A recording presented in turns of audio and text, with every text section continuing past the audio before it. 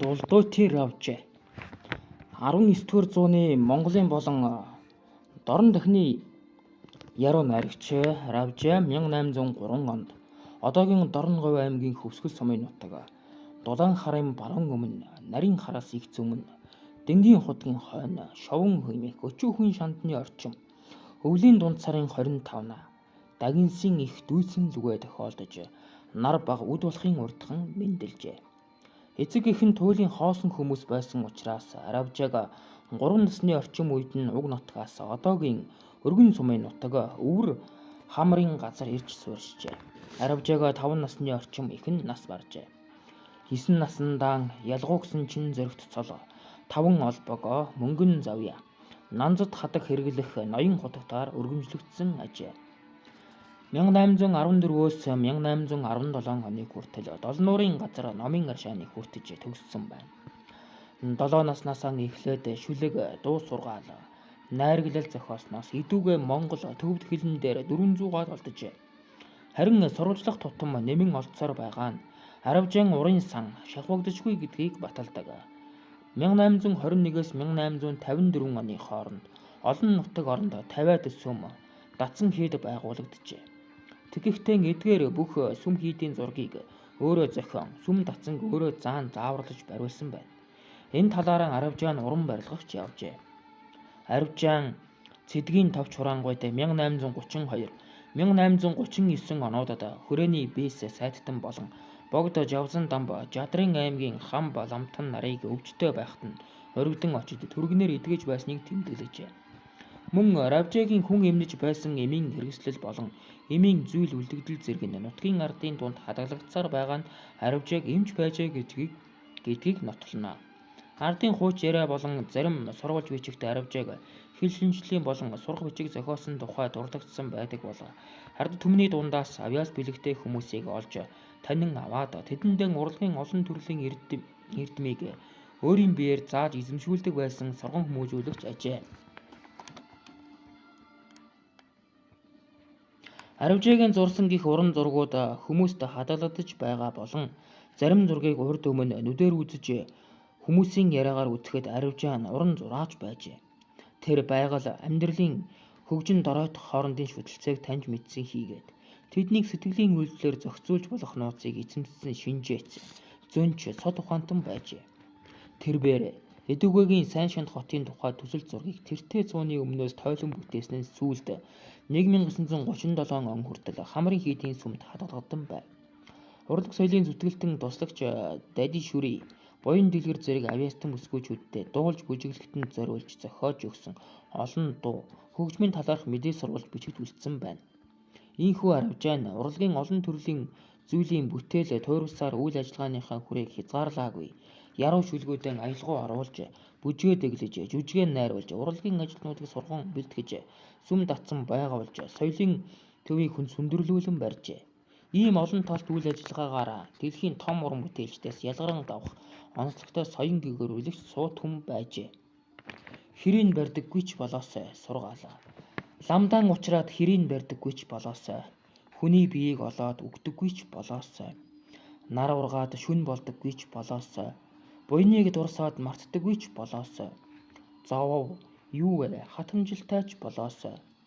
Учрав юу вэ? Цусаргүй ч болоосой. Салав юу вэ? Саналцдаггүй ч болоосой. Өшлөв юу вэ? Юмыг нь авдаггүй ч болоосой. Ханлив юу вэ? Ачаа мэдлцдэг ч болоосой. Олов юу вэ? Булаацалдаггүй ч болоосой. Үгэрв юу вэ? Хулгай хийдэггүй ч болоосой. Эрдмээ хэлэхэд хөөрдөггүй ч болоосой. Гэмээ хэлэхэд уралдаггүй ч болоосой. Нөхрөө сайн явхад нь атаархдаггүй ч болоосой. Өөрийн гмийг мэдж гимсдэг ч болоосой. Авахтай адил өгөхдөө мэрэгждэг ч болоосой. Өөртөөгөө адил бусдыг өмөөрдөг ч болоосой. Аль муу явснаа илхэн хэлдэг ч болоосой. Сайн шүү, башир загнаснасаа ичдэг ч болоосой. Уншихтаа уддаггүй ч болоосой. Сургахтаа хал барьдаггүй ч болоосой. Үдснээ мартдаггүй ч болоосой. Санснаа хэлбэрддэггүй ч болоосой. Үгүй юмаа би гэж нэрлэгдэггүй ч болоосой. Өндөр доод бусдыг сонжилдоггүй ч болоосой. Нэг муугаан эвсэж муулдаггүй ч болоосой. Муулав юу вэ? Нэрэмдэггүй ч болоос. Ануу юу вэ? Амархтаа хилдэггүй ч болоос. Хилв юу вэ? Худал үг нэмдэггүй ч болоос. Мунхаг байж бусдыг сургадаггүй ч болоос. Сургуу юу вэ хэмээх мэх сургадаггүй ч болоос. Ажнаа ийм ч хөөрхий сансар бол ивээ минь бас нэгнээ сансалзан уу? Халхаа харин хашрах янзтай. Зүү зэөхөө нэг л хэсэг жаргалцъя.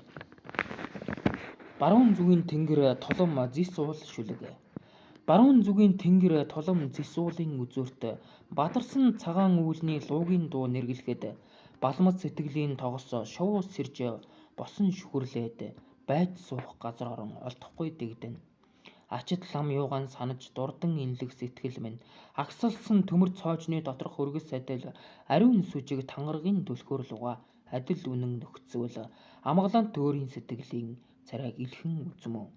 Элдв бааш түгийг оролцсон цаасан дээрх бичгийг эгэл усны давлгаанд хаявал даруй хурдан шалбар муу эгнэгт бичсэнгүй энэ сэтгэлийн бичг нь үрд төрөл тутам марташгүй санагдана.